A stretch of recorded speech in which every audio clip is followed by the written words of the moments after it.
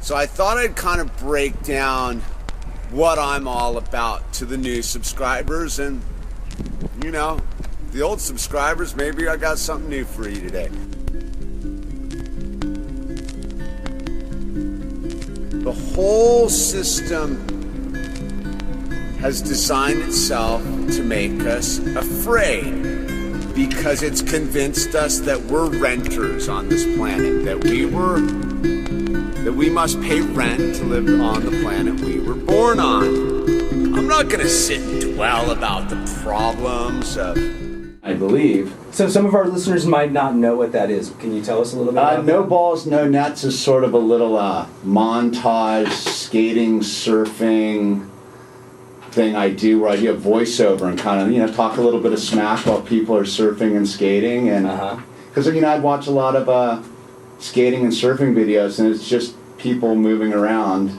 And I figured I needed a little commentary for my own enjoyment, so I just make these videos for myself, and it kind of got a little bit of a cult following. Yeah, and that happened about 3 years ago. 3 years ago, but I'll throw a new one out every now and then. And when I collect enough weird footage. But that's something different. That's totally different than what you're doing on your regular podcasts, right? Or your regular YouTube channel. Well, that's sort of the thing, is like I kind of have a whole bunch of different things. I sort of do my regular kind of check-in video blogging, but I also do like interviews and, I've got the sober Taliban bit I do every now and then, but people thought that was politically incorrect to make fun of the terrorist. I've never understood the negative feedback on that, but hey, whatever, it's too soon. Yeah, it's too soon. It's only been about 12 years. Yeah, so there's I try to change it up a little bit, like I'll go to and just record like skate sessions down at the skate park or something like that. Which skate park? I'm a Venice skate park regular. Okay. I hang out down there, like odds are you can find me there when the surf's flat, for sure. Which has been lately? Oh, wow. Too much. Yeah. Man, it's been a bummer. It's been a low-frequency surfing fall. So some of the people who follow you on YouTube, and they notice that it's been kind of small lately, you've kind of gone back to picking up a hammer. Yeah, I'm doing the carpentry gig right now. That's what I was telling you. I was riding my bike, and I got pulled over by this guy I work for, kind of like a cop, and he kind of pulled me over and said, "I need you to come work for me to help me finish this house." And I was like, "Nah, I'm not really doing that anymore. I'm kind of doing the art gig." And he's like, "Come on, it's just over the hill." And I'm like, "Well, I don't really work in the valley either." And he's like, "It's really kind of close." And I threw out my last caveat to get out of it was, "I don't have a car." And he's like, "I got a car for you." And then, so I ended made up, it way too easy. Yeah. He wrote me in, but then I realized he needed me to help give service to this guy than actually like swinging a hammer. So yeah, and it's interesting to hear you say that. That you're being of service to somebody, and that's one of the things. I'm going to go back to the first video that I saw of you. My girlfriend, who's fiance now, Sarah.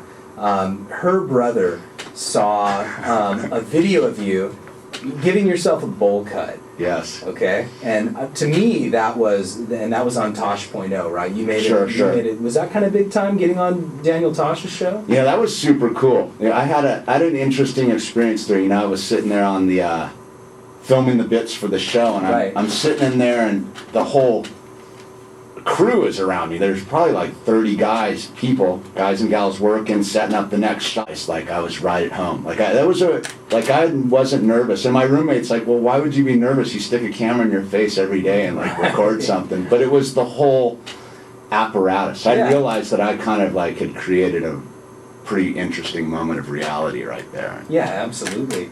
But what was even more interesting to me is that when I watched that, I thought, oh my gosh, this guy, and you admitted it yourself. You said, "Oh, it's kind of Spicoli," and I watched it and I said, "Oh, this is kind of Spicoli style. This guy's a character." But wait a second, he's got all these hundreds of other videos, and I started watching some of these other videos, and I thought, you know what? There's actually something beneath this guy. Doing a little bit of research. You got a degree at Northern Arizona University that some of our listeners may not even know about. Some of your followers may not even know. Well, what did you study? Technically, I didn't actually finish college because I went and published a novel, but I was studying environmental chemistry at the time. Okay. And I had one of those psychedelic moments up on this mountaintop where I was telling all these people, you can do anything you want. And they're like, well, what are you going to do? And I was like, I'm going to publish a book by Christmas time. And I ended up like writing this novel and getting it published. And it sort of led my life in this alternative direction I never saw coming. And I spent like 5 years living off the book. What did you publish? There was this book called Wow. It was sort of a sci-fi drug adventure novel marketed to the college crowd, and I sort of got sort of a cult status in the fish parking lots at the time. Oh, okay. PHIS. Yeah. ISH, exactly. Yeah. I was, I'm a little bit of a hippie. That's all right. In there. So we were talking about. I was kind of surprised that a lot of people who aren't from Laguna specifically don't know a lot about the Brotherhood of Eternal Love. And you knew who those guys were. Sure.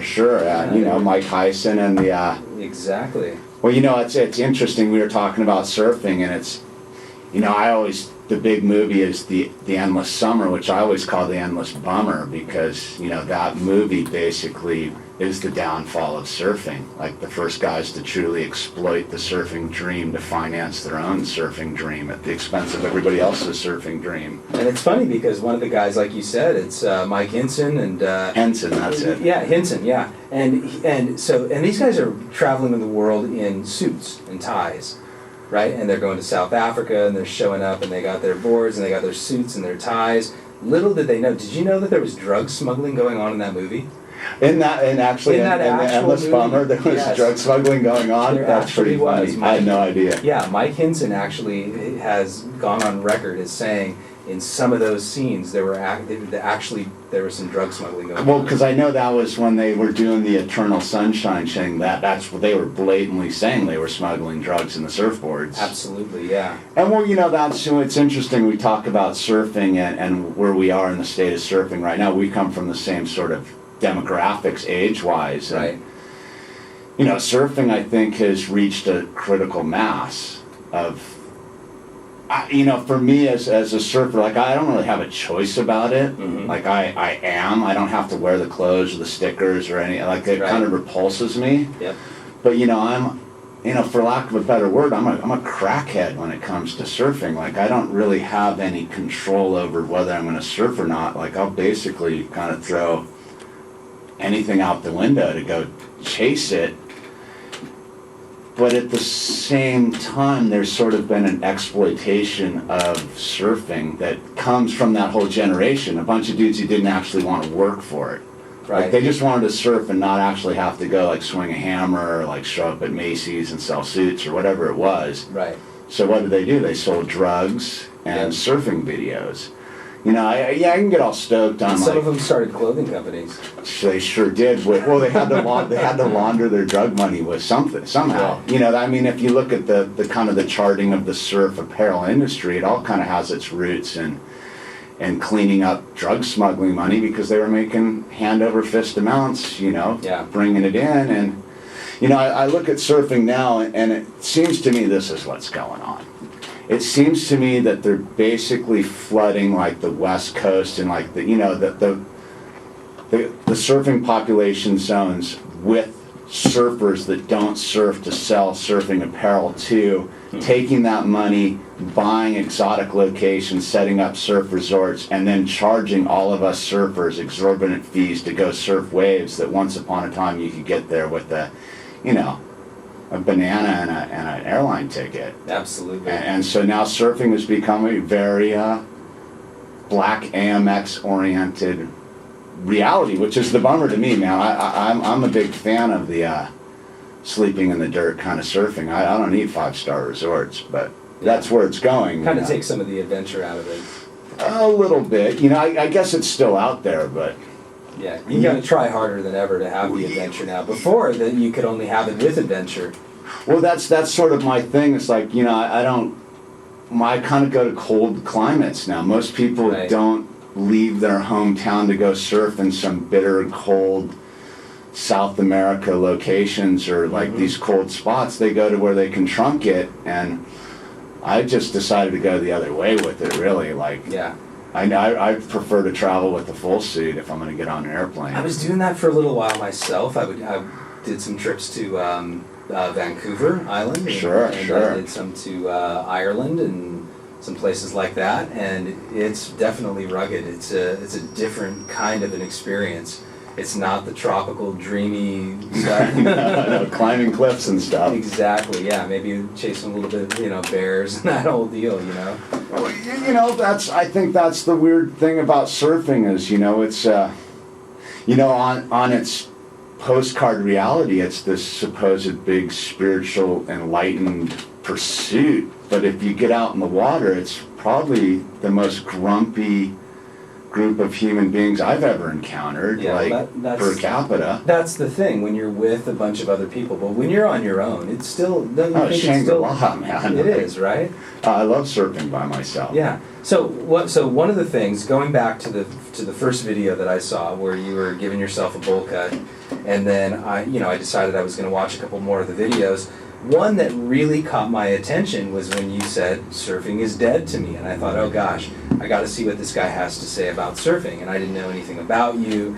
And some of the things that you were saying in the surfing is dead to me video really rang true to me. And you said that you were giving up surfing. How long did you give up surfing? Till the next swell.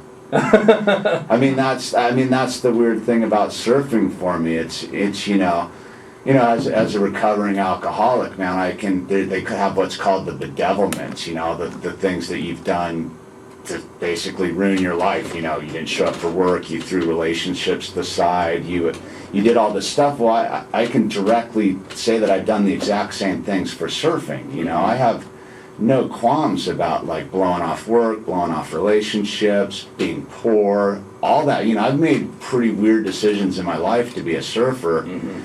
And none of them have really benefited me on a certain long-term goal. They were good that day, but the ramifications have always been a little wonky, maybe to the point where they've cost me more surfing down the line. Right. But it's such a get it while you can type of thing. Right. And then, at a certain point I realized that I am the problem. Mm-hmm. The worst part of surfing is contained within me.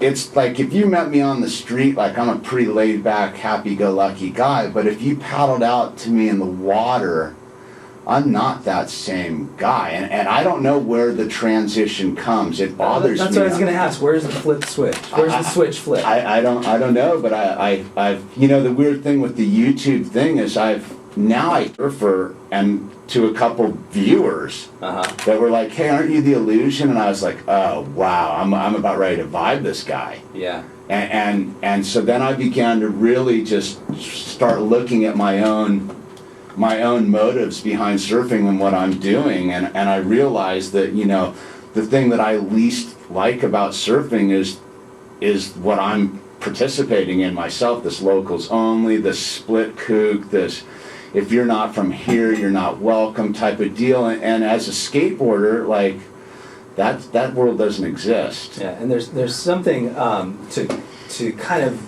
go in line with some of the nomenclature that you use that has something to do with a lower frequency, right? Oh, I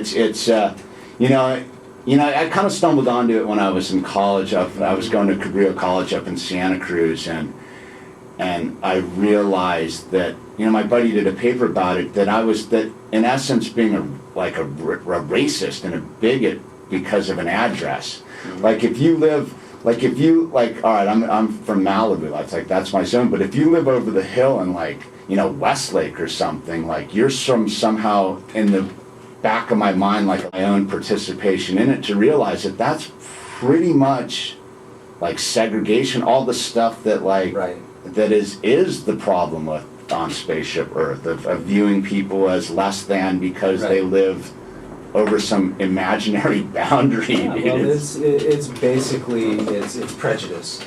Exactly, right? It's totally prejudice. And I'm gonna throw this: the surfers that live over the hill tend to be the better surfers. Yeah. Because I sit there and down there looking at the surf from my deck and cherry pick it.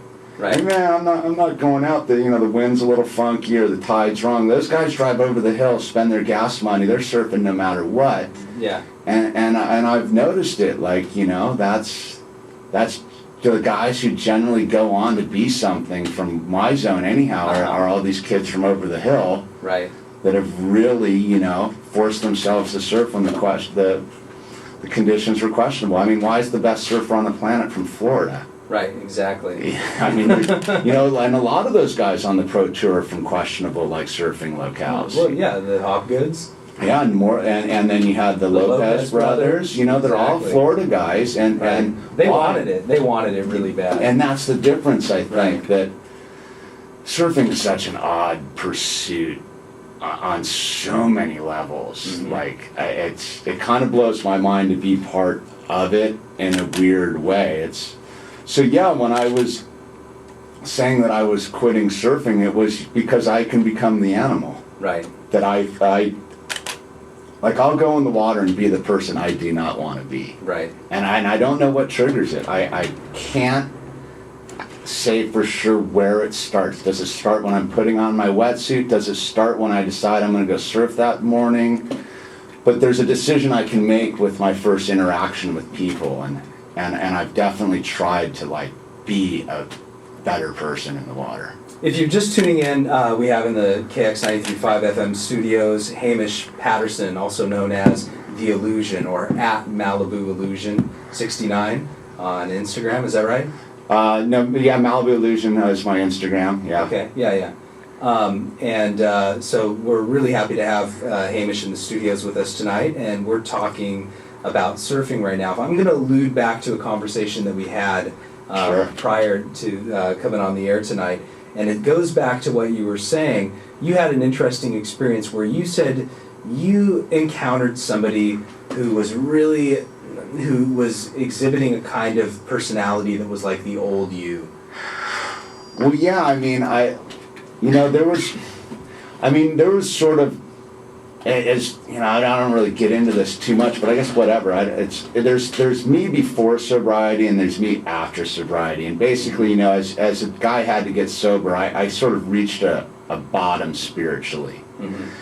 And in order to come out of that and kind of rebuild my life, I had to kind of look at my own defaults, my own negative aspects of my life that were causing me to be an alcoholic. And so as I began to repair myself, like spiritually, and look at my own character defects, the ego, the voice inside my head, doesn't really want me to be like progressing spiritually. It wants me sucking beers down at some bar, like being a downer, man. It doesn't want me to be a happy, outgoing person. So when I was about right around a year sober, maybe 14 months, I was up surfing a point break up north, and I snaked the wrong guy, and I was having a hot day that day, and I snaked the wrong guy, and he caught up with me when I was done with my surf session, and he kind of jumped out of the bushes, and he wasn't having it, man, and he was yelling at me, screaming at me, he was spitting on me, and I had this moment of realization where I realized he looked like me, and I realized it was me. It was like the ghost of Christmas past was sitting there screaming and yelling at me, and I was looking at the way I used to behave. Mm-hmm.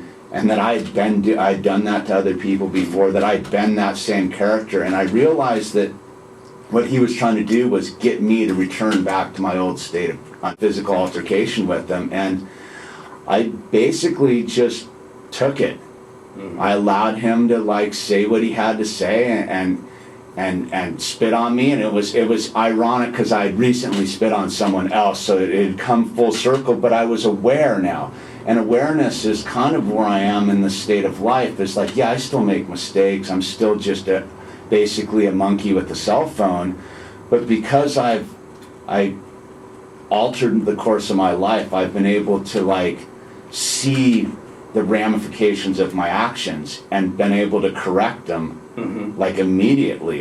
Instead of letting things fester and go into the future, I can sit and be like, okay, yeah, why is this guy flipping out on me? Well, I did something wrong. Who is this guy who's flipping out on me? What does he represent about me? Right. It's not him flipping out on me. It's me causing someone to flip out on me, and taking responsibility for that action and not progressing it further and deeper. Like, I think back before, I might have had we might have gone at it on the beach, and I would have lost my pass forever at the surf spot, but Right.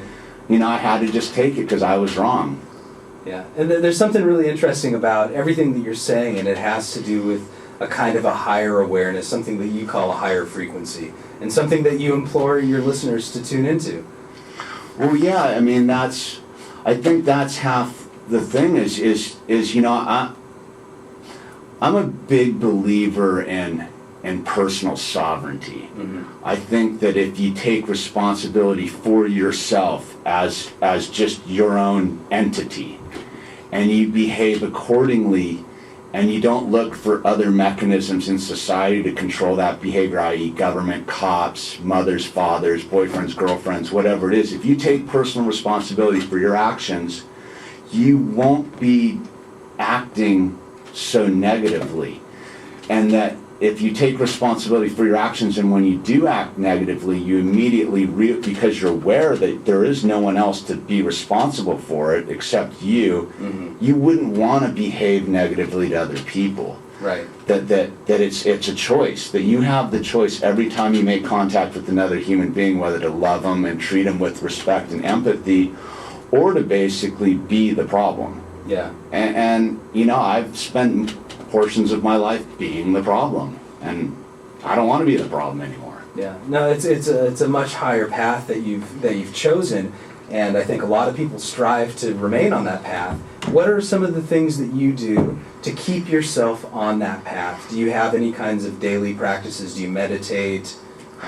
Anything, any advice that you have for people to stay on that higher path? I guess the overriding thing is to be of service to my fellow human beings, and that comes in all sorts of different forms. You know, for me, it's as simple as being courteous to the checker and making their life Right. valid. The person at the gas station, to give their worth. I've worked at a gas station. I know how people treat you at a gas station. They treat you like a less than. Right. When you can go into any encounter you have with a person and give them the respect they deserve for being on the same planet you're on. Right.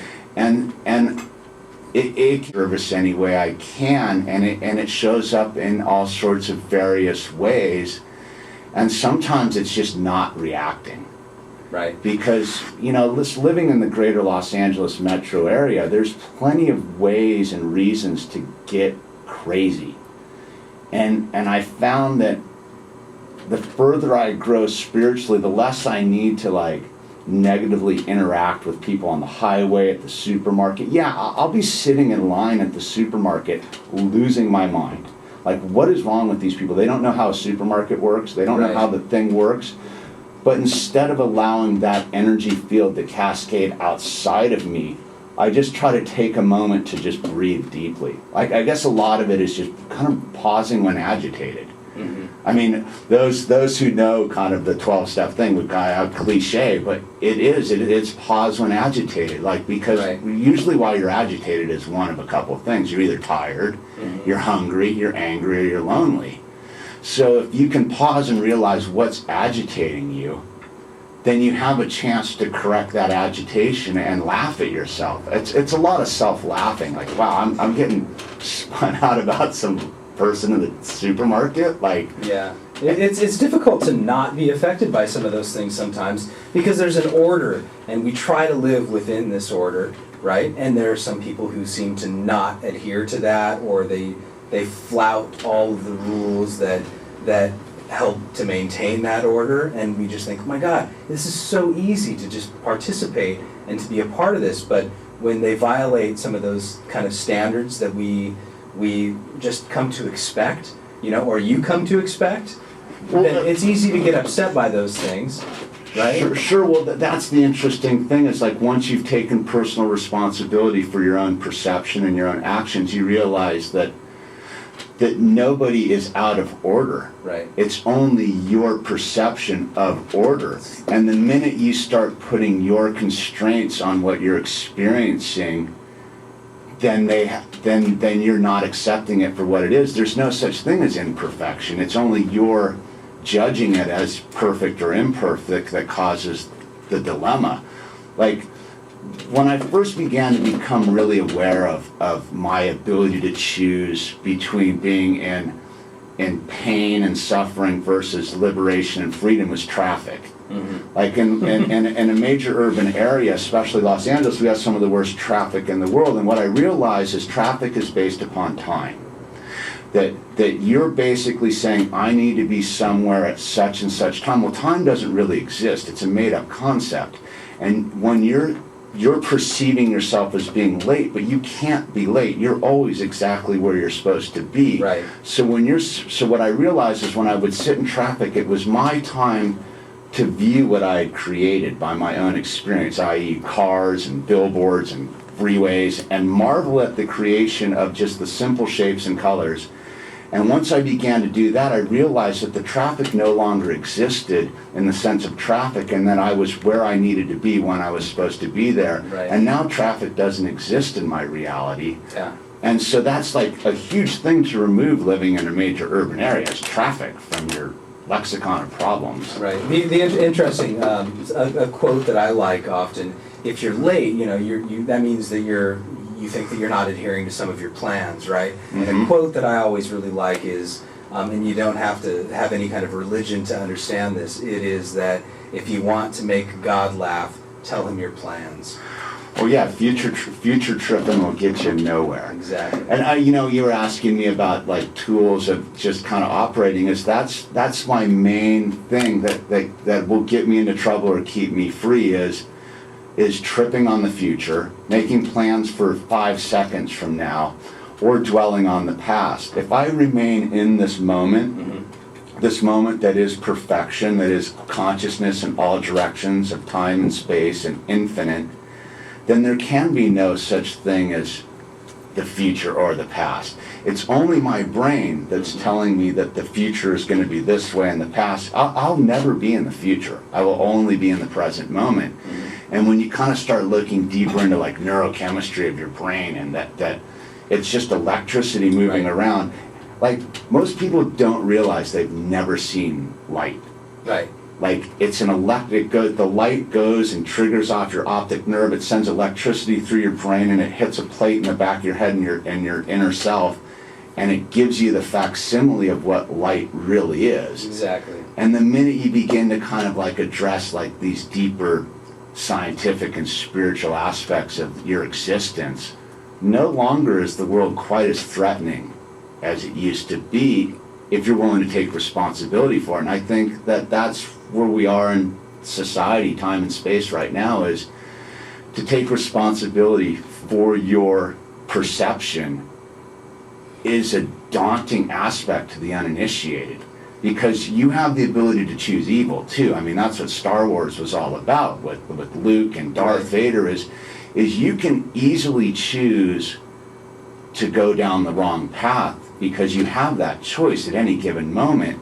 But that choice is based upon lack mm-hmm. or abundance. If you choose to exist in a state of lack, which is basically the Western culture that, you need money, you need houses, you need cars, you need possessions, well, you will always be in a state of lack. And so when you come to these philosophical questions, it's like, well, if I'm in charge of reality, why can't I go rob a bank? Well, why would you need to rob a bank if you exist in abundance?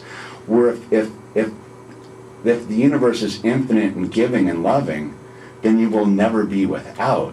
And it's only you choosing to lack. And most people's perception of what they need in their life is totally skewed because we've been brainwashed. I mean, I was just sitting here when I was driving down from Malibu. I was, I don't own a car, but I'm borrowing my bro's Prius. I'm going 100 miles an hour down the freeway, and I'm going, how much more Buck Rogers does it need to be? Right. I got my Here I'm in a hybrid car. Yeah, flying 100 miles an hour down to Laguna Beach from Malibu, listening probably to like an MP3 or something, right? Everything's on this crazy little iPhone now. Yeah. It's got the map telling me where to go. Yeah. It's got the music playing. Everything's happening, and I look at it and I marvel at the choice we can make at any given moment. Like this weekend, I chose to suffer. Mm-hmm. Like I chose to make some bad decisions with my interactions. and I had to take responsibility for them. But the end result was I chose to basically spend a weekend being poor me, all poor me. Mm-hmm. Instead of being like, okay, let's be in the solution. What's the solution? I got to be proactive and like maybe do some stuff here. Yeah. So it's. But it takes what I'm hearing you say in all of your conversation is a kind of awareness, and that takes a kind of courage that a lot of people don't have, and the courage to face yourself. The root for all of our listeners out there who are listening to KX 93.5 FM, and I'm your host of College Art Radio, Mike Stice. We're talking with Hamish Patterson, also known as The Illusion. Thanks for being in here tonight, Hamish. Really appreciate it. One of the things about courage is that it comes from the French word cœur, which means heart. And you have to have a lot of heart in order to face some of the things that you're talking about. And especially awareness of our faults, awareness of our condition. And the fact that we choose these things. Where we're at right now, we've chosen to be. Whether you're in a place that you're comfortable in or in a place that you're uncomfortable in, you've chosen to be there. And so what's interesting is, aside from all of the awareness that you're talking about and the spiritual component to everything that you're talking about, I'm wondering, where did you, do you have some sort of a spiritual advisor? Do you listen to yourself? Where did you first get tuned into some of these higher frequencies? Well, when I was young, I had sort of an intuitive awareness to it. I didn't, I grew up dyslexic. Okay. So already I saw everything upside down, backwards, jumbled, and they had to reteach me how to read. All right, so that was like my first initiation into the bizarreness of this world. And then in college, like I had this awareness that you could do anything you want. So I took a jump, I did the novels and the whole thing, and then I kind of went down the drug alcohol thing, and it collapsed. The dream collapsed on me, and I became a prisoner of my own reality. And then I woke from that thing and asked for help. Mm-hmm. And the universe was like, "You ready, kid? We'll help you all the way." And it helped me. It sent my spiritual advisor to me, this guy Joe, in front of this liquor store. I begged him for help. He said, "Get in the car, I'm going to help you." And so I was sitting on this couch, and the beam of light, he was telling me about the universe and God and what's going on. This beam of light came out of his head, and the whole building disappeared, and I could see stars and just infinite. And I was sitting there, and I knew it was true. I'd always thought I was crazy. And that thinking of I was crazy had led me down this kind of dark path. Mm-hmm. And so all I really know for sure is I listen to all I know about life is how I don't want to lead my life. Mm-hmm. And I think that's sort of like the adventure we take, is like we have to kind of know what the pitfalls of life are so we don't make the same mistake. Like if you don't know you have the potential to commit the ultimate darkness, and then you're given the freedom to choose anything you want, you might decide to choose darkness just to see what happens with darkness.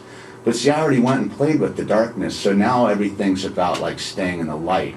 And that's the weird thing about like this sort of parable, I don't even know if that's the right word, is light will always remove darkness, but darkness can never remove light. You know, there's so like I check it all out, you know. I'm going to put this out there. I'm a big, huge proponent of Red Ice Radio. If you type in YouTube Red Ice Radio, this guy Henrik out of the Netherlands, he interviews some deep, deep thinkers and scientists, and you just kind of follow the threads with these people and just kind of surf the interviews. Mm-hmm. You come across this information because the information wants to find you because you contain all the information. It's all about sort of removing the layers of the onion. Like, if you are consciousness, if you're infinite consciousness, then you contain everything within inside of you. It's all about just letting it be. And your heart knows. It's the mind that's the crazy thing. It's the mind that's filtering you and telling you all sorts of nonsense about this and that. But if you listen to your heart, you can never go wrong, because your heart, you always know when you're doing wrong, right? Mm-hmm. Like I knew I was blowing it this weekend, but we still will go down these paths. It's our decision how far we want to keep digging. Right? How much of that has to do with the ego, do you think? I think that's the voice inside your head. I think we're constantly looking for the enemy outside of ourselves when the enemy's inside of ourselves. It's in our head. Right. And it's talking to us constantly. It's telling us that you're less than, that you're not worthy, that you're in a state of lack. And the minute you become the observer, like that's the thing I always, when I'm trying to help people, and it helps me, is to take the step back inside your mind and listen to the chatter. And once you listen to the chatter, who's the guy listening to the chatter, the girl listening to the chatter? That's the true you. Mm-hmm. And if you can observe the chatter and realize that that's the insanity and be the observer, you got half a chance. And I think that's what we're all waking up to. And once you've kind of woken up, you wouldn't watch TV anymore. Yeah. You're pretty optimistic about that. You say you feel like a lot of us are waking up to that. Well, I have to take it on the, if I take it on the holographic universe kind of approach, that there's no one here but me, and that we're all part of the same consciousness. Uh-huh. And I notice that all the characters in my dream are waking up with me, and that I'm no longer fighting the characters in my dream, that I'm totally optimistic because it's up to me. Right. But at the same time, I have to be constantly vigilant. For me, my big pitfall is letting too much chaos occur in my life and going down to the bar. Like it's right there. That's what, but I'm gifted in that sense of a blessing, because I know exactly where it can go. Like most people are rolling around here and on Spaceship Earth kind of not aware of the triggers in their own reality. I mean, it could be gambling, it could be sex, it could be all these various, it could be shopping, it could be eating food. Yeah. But until you've figured out what your demons are, like you don't know you have the demons, and we all got something. You've thought that maybe surfing was one of yours. I know it is. Yeah. And it's a big battle for me to not be, to quote the old surf punks, I am the cancer. Right. In order for the surfing world to heal, I have to heal it from with me. I can't do anything about you or that guy over there or anyone else in the world but me.